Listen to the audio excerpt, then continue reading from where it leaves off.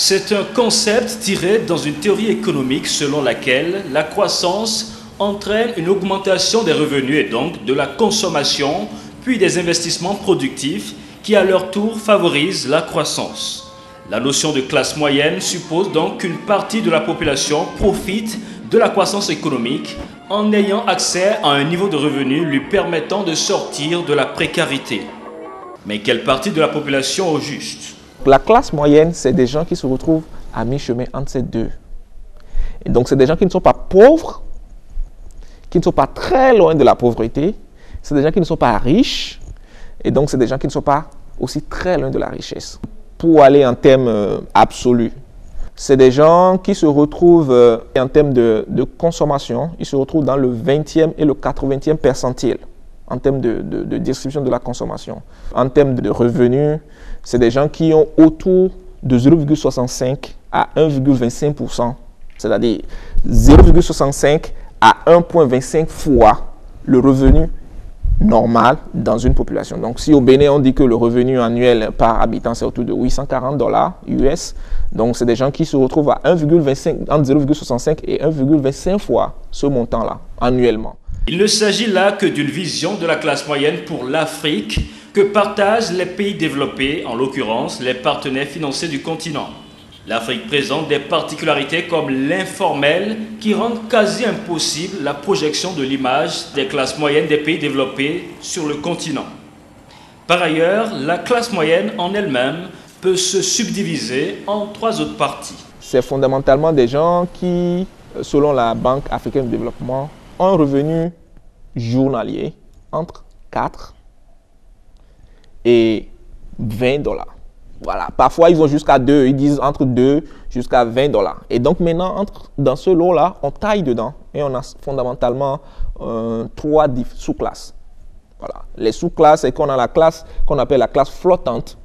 Cette classe flottante, c'est des gens qui sont à peine sortis de la pauvreté. On a le thème qu'on entend tout le temps, les gens qui sont dans l'extrême pauvreté, ils vivent avec moins d'$1 par jour. Ça a évolué un peu avec la situation, on parle de 1,25 $ par jour selon certaines études. Mais globalement, c'est que c'est des gens qui ont entre 2 et 4 $ par jour pour vivre avec. Donc, ils sont déjà sortis de la pauvreté, mais pas en tant que tels. Ils peuvent toujours retomber à tout moment. Et à côté d'eux, maintenant, ce qu'on appelle la classe moyenne basse. Donc, eux, ils sont entre 4 et 10 $ le jour. Donc, c'est relativement important. Ils peuvent avoir quand même une vie conséquence. Après eux, on a la haute classe moyenne. Donc, c'est des gens qui ont un revenu entre 10 et 20 $ par jour. Donc, voilà, ceux-là, ils sont quand même très, très confortables. Ils peuvent se permettre un certain nombre de choses. La consommation liée à la classe moyenne va au-delà de la nécessité de survie.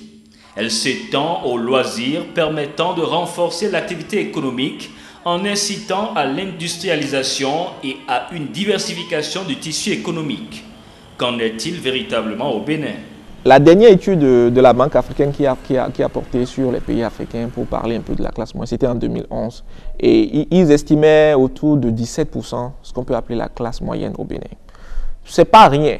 Mais ce n'est pas grand-chose non plus. Voilà, il faut qu'on soit très honnête parce que si on se compare à certains pays comme la Tunisie qui en ont jusqu'à 80% de classe moyenne, d'autres pays, même en Afrique de l'Ouest, qui ont autour de 30-35% comme le Nigeria et autres. Donc, on a du chemin. Mais on a une classe moyenne qui se constitue, qui est en train de faire son petit bonhomme de chemin.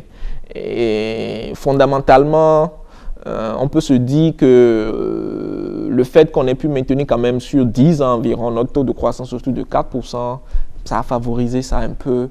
Entre une classe aisée, à peine entrée donc dans la société de consommation et la majorité de la population qui en est en marge, le fossé est large. Toutefois, la dynamique économique du continent, fruit de l'afro-optimisme contemporain, a favorisé l'émergence de cette classe moyenne.